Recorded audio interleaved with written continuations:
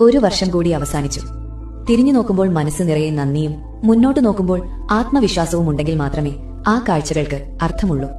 ഇതുവരെ സംഭവിച്ചതെല്ലാം നിങ്ങളെ ഈ ഒരു നിമിഷത്തിൽ എത്തിക്കാനായിരുന്നു. വരാനിരിക്കുന്ന കാര്യങ്ങൾ അവയുടെ വഴിക്ക് കൃത്യമായി തന്നെ വന്നുചേരും.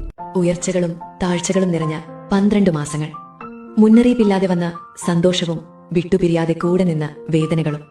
മാറ്റങ്ങൾ എത്ര വേഗത്തിലാണ് സംഭവിക്കുന്നതെന്നും എന്നാൽ മുറിവുകൾ ഉണങ്ങാൻ എത്രയേറെ സമയമെടുക്കുന്നുവെന്നും ഞാൻ തിരിച്ചറിഞ്ഞു. ഈ വർഷം തുടങ്ങിയപ്പോഴുള്ള ആ പഴയ ആളല്ല ഞാനിപ്പോൾ. 2026-നെ എന്റെ ജീവിതത്തിലെ ഏറ്റവും സന്തോഷകരമായ വർഷമായി ഞാൻ മാറ്റും. എന്റെ പക്കലുള്ള അവസാനത്തെ സമ്പാദ്യമെന്നോണം എന്റെ എനർജി ഞാൻ കാത്തു സൂക്ഷിക്കും. ബഹുമാനമില്ലാത്തവർക്ക് ഇനി എന്റെ ജീവിതത്തിലേക്ക് പ്രവേശനമില്ല. 2026 മറ്റുള്ളവർക്ക് വേണ്ടിയുള്ളതല്ല, അത് എനിക്ക് വേണ്ടിയുള്ളതാണ്. നിങ്ങളെ താഴേക്ക് വലിക്കുന്ന ആളുകളിൽ നിന്നും അകന്നു നടക്കുക.